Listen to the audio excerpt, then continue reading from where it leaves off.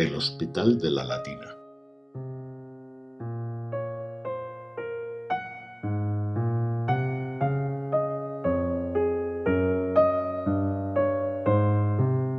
La creación del hospital.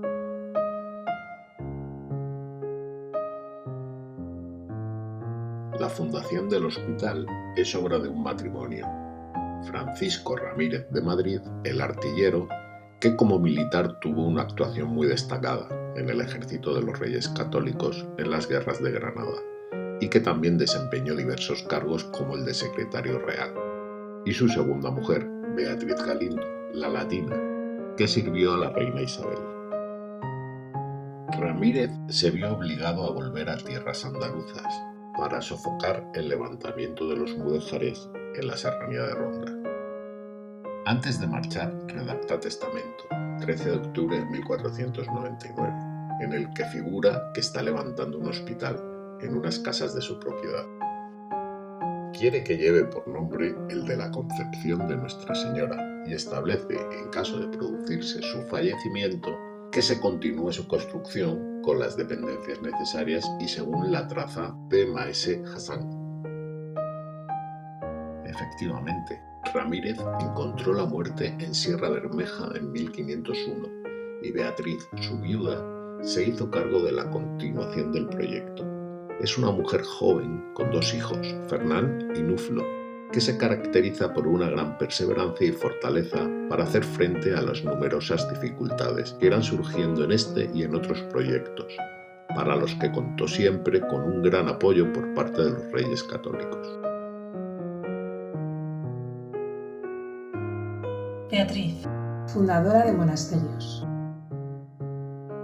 La documentación existente en los archivos, como el de la villa, nos informa del plan de la Latina de crear un monasterio con el hospital aún en construcción, que pertenecerá a la Orden de Santa Clara. Hecho curioso, que tendrá repercusiones, es que la Latina muda de opinión y pretende que sea para monjas jerónimas. La fundadora y la Orden franciscana pleitean, dado que esta última considera que ese monasterio se encuentra físicamente dentro de su jurisdicción y que debe de ser, por tanto, de monjas franciscanas.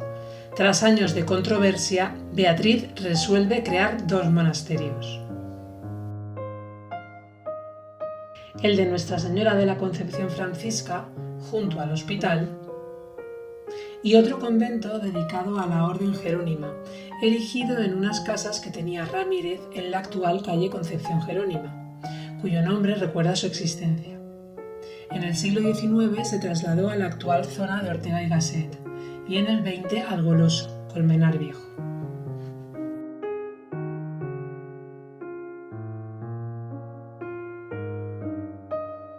La vida en el hospital. El 7 de octubre de 1500, el Papa Alejandro VI otorga bula al hospital, en la que concede indulgencias, da a los fundadores el patronato, el gobierno y el poder para redactar los estatutos, y permite la creación de una cofradía de fieles que ejerzan la caridad. Beatriz Galindo fija las constituciones del hospital en 1525. Es muy detallista en todos los aspectos, tanto en los materiales como en los espirituales. Francisco Ramírez pretendía atender a hombres y mujeres, pero Beatriz establece que los enfermos sean solo 12 hombres y que sean 5 mujeres de edad las que lo atiendan y vivan allí. Indica también en los diferentes oficios que serán precisos en el hospital: rector, capellán, médico, boticario, enfermero y despensero. Regula el funcionamiento, da instrucciones para la atención espiritual de los allí acogidos y protege a los enfermos curados hasta que estén restablecidos totalmente y puedan sustentarse por ellos mismos. La Latina mantuvo una preocupación constante por todas sus fundaciones, donde dispone de aposentos para residir y las ampara en su testamento, en el que expresa la voluntad de ser enterrada en el monasterio de la Concepción Jerónima, en el coro bajo, como las monjas, no en el sepulcro parejo al de su marido. Estos sepulcros son similares a los dos realizados para el hospital. Beatriz falleció el 23 de noviembre de 1535. La pervivencia del hospital y de su actividad queda reflejada en las referencias documentales, donde las noticias de obras de adecentamiento, remodelaciones, arreglos, costes y artífices son numerosas. Conocemos de igual modo datos de inventarios o de quienes desempeñaron cargos en la institución. Uno de los rectores del hospital fue el cronista de Madrid, Jerónimo de la Quintana.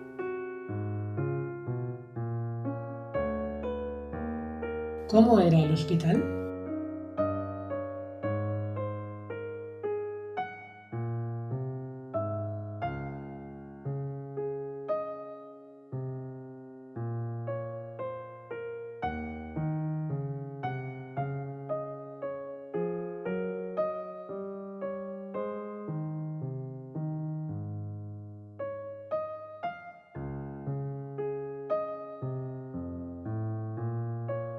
El hospital como institución tiene unas funciones claras, pero a la vez se alza como un edificio con carácter simbólico y de representación social. En su arquitectura expresa los valores morales y religiosos de la institución y los vínculos familiares de los fundadores. Situado en el arrabal, fuera de las murallas, el hospital conforma a su servicio el espacio periurbano. Beatriz consigue despejar la actual Plaza de la Cebada, que queda como un espacio abierto para su galería sur, y aleja las actividades nocivas como el matadero mediante una política de intercambio de propiedades.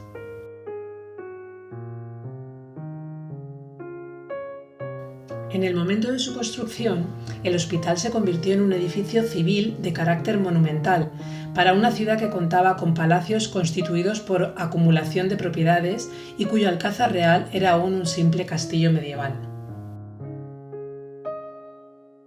La planta del conjunto.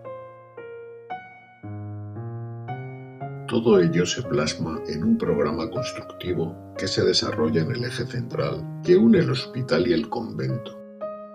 Eje constituido por la portada, la escalera que une el zaguán con la planta principal y la capilla, que debía servir a la vez como iglesia para el hospital y el convento y como panteón de los fundadores. La disposición de la huerta y el jardín claustral pueden verse en el plano de Teixeira de 1656. El coro de las monjas es accesible desde el convento y está comunicado con la iglesia por dos celosías. La nave de la iglesia para los enfermos es accesible desde el hospital y desde la calle. Los sepulcros estuvieron originariamente en el presbiterio, unidos y mirando al altar. Tras la portada, que daba acceso al hospital y al monasterio, se localizaba el zaguán con la escalera.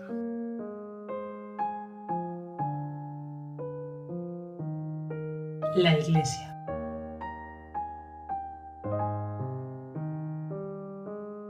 La iglesia del conjunto se levanta entre el hospital y el convento, como elemento común a ambos, pero sin que sea posible saber cuál era su disposición en el proyecto inicial.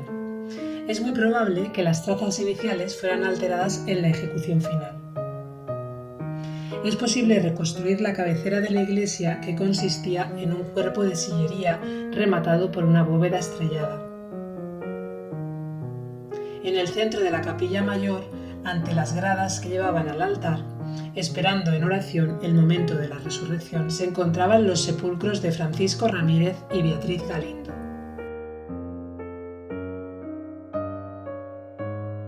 La ilustración que nos ha llegado de la iglesia del hospital y convento de Abrial del siglo XIX es muy evidente.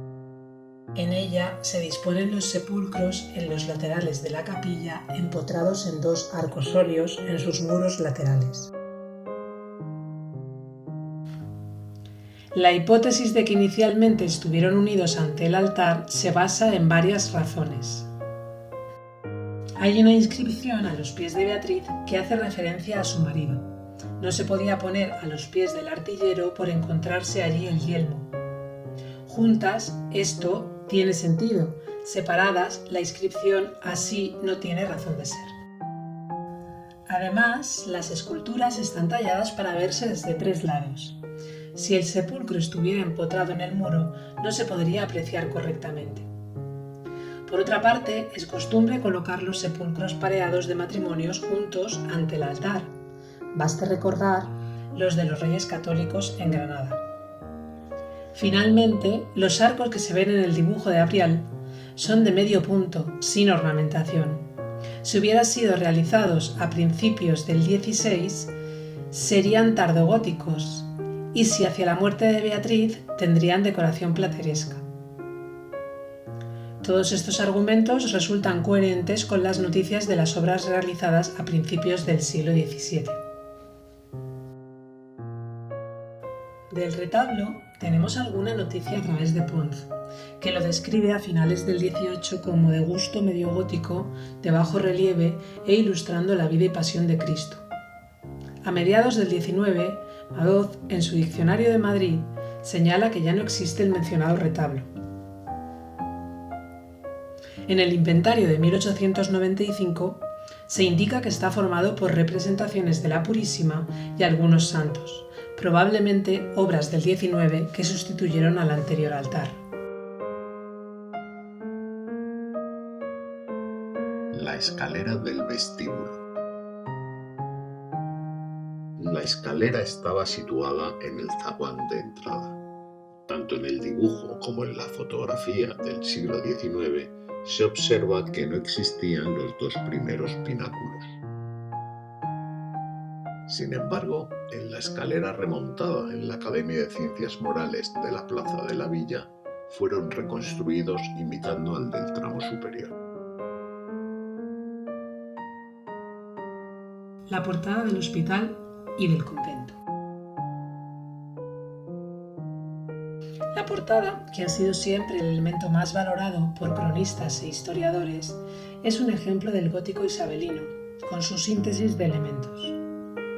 En efecto, la fachada presenta un lenguaje propio del gótico tardío, como la decoración de bolas presente en el interior del arco y en las ménsulas de apoyo, el arco apuntado con dovelas lisas o el guardapolvos de las esculturas, y de la tradición mudéjar, como el alfiz que une el arco de entrada y la ventana superior. La orden franciscana mendicante surgió en la Baja Edad Media, con una nueva sensibilidad, basada a la vez en la renuncia a los bienes materiales y en la comunión con la naturaleza. Esto se tradujo en gestos como el abandono del cinturón de cuero utilizado por otras órdenes y su sustitución por una simple cuerda, y la renuncia a la riqueza y al sacrificio de animales. En nuestro caso, dado que el convento anejo al hospital correspondía a esta comunidad, vemos la figura de San Francisco y en el alfiz uno de estos cordones franciscanos que se habían convertido en un símbolo de la orden, rodeando toda la portada.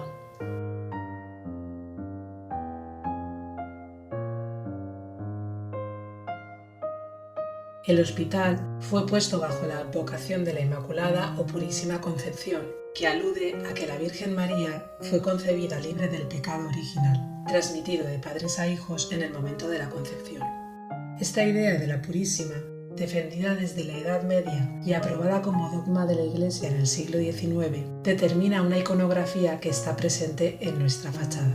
Sobre la portada se representa la escena conocida como el abrazo ante la puerta dorada. San Joaquín y Santa Ana, a edad avanzada, no habían tenido hijos. Él se retiró al desierto a cuidar su ganado. Allí se le apareció un ángel que le ordenó volver a Jerusalén, donde tendrían un hijo. Al regresar, se encontró con su mujer ante una de las puertas de la ciudad, llamada Puerta Dorada. La concepción de la Virgen se produjo en ese momento de forma milagrosa y libre de pecado. El significado de esta imagen, conocido en la Edad Media, se fue perdiendo. Ya Madoz la confundió con la Visitación, error repetido por varios historiadores madrileños que no debieron fijarse mucho en las garbas pobladas de Joaquín.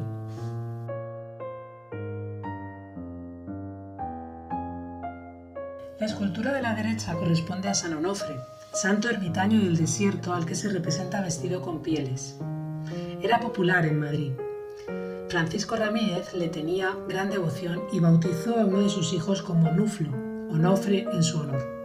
Además de la devoción, su elección para el programa iconográfico de la portada se debería también a la idea de ligar esta institución con el recuerdo y el nombre de su familia.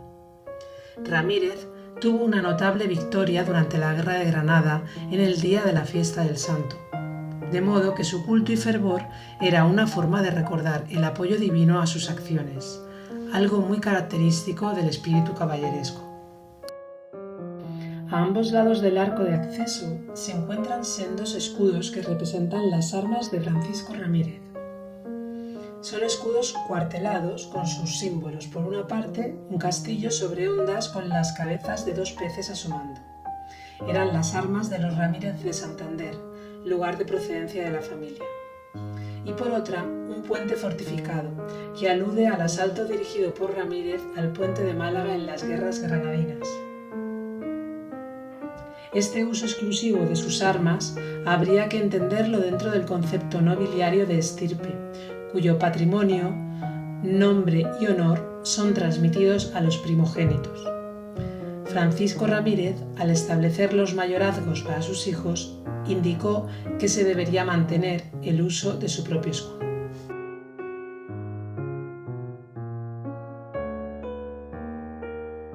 El hospital en el siglo XIX.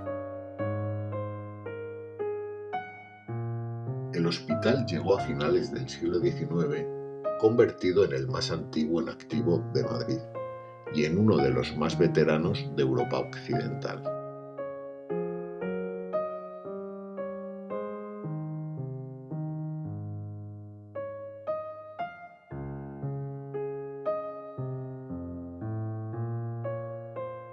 Como puede observarse en este grabado, el edificio había sufrido numerosas alteraciones.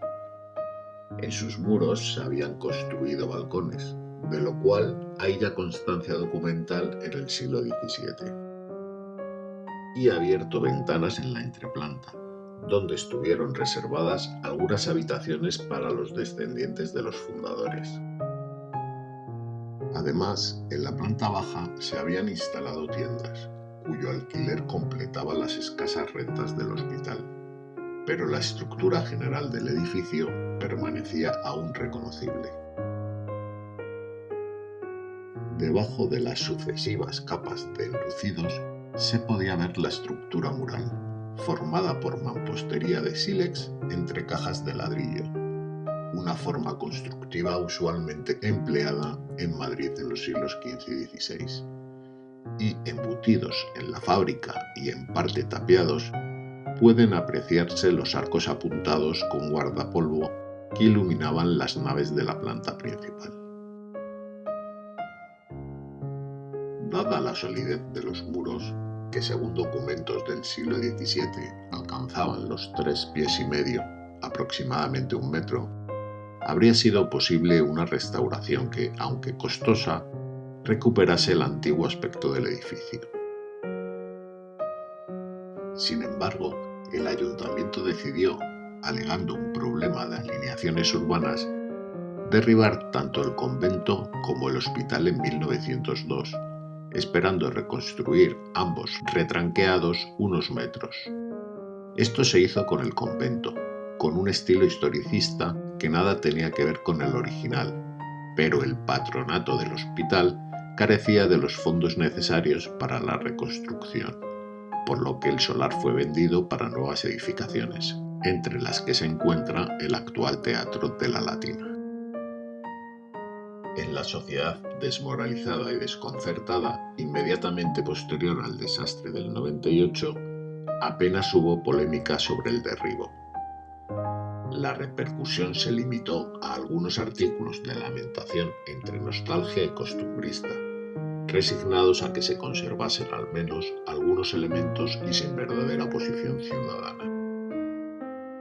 Finalmente, fueron conservados los restos que se consideraron monumentales, como la portada, el pasamanos de la escalera o los sepulcros de la capilla. que sufrieron diversas vicisitudes. Llevados primero a almacenes municipales, se trasladaron después a otras dependencias. La escalera y los cenotafios se ubicaron en la plaza de la villa. Estos últimos siguieron su periplo para llegar finalmente al Museo de San Isidro, donde hoy se pueden visitar. La portada se cedió en 1958 al Museo Nacional de Arquitectura. Se situó ante la explanada del edificio de la Escuela de Arquitectura. Se encargó de su anastilosis o reconstrucción Fernando Chueca-Goitia, quien la incorporó a un templete exento. Sin embargo, se perdieron para siempre elementos como la magnífica bóveda estrellada de la capilla, el único resto del gótico isabelino en Madrid junto a la iglesia de San Jerónimo, y sobre todo, la tipología arquitectónica hospitalaria y la articulación y el sentido original de sus componentes, ahora dispersos en distintas partes de Madrid, algunas de difícil acceso. El mismo Chueca-Goitia expresó, en su Historia de la Arquitectura Medieval Española, el deseo de que la portada fuera reconstruida en algún lugar más céntrico y ligado a su pasado.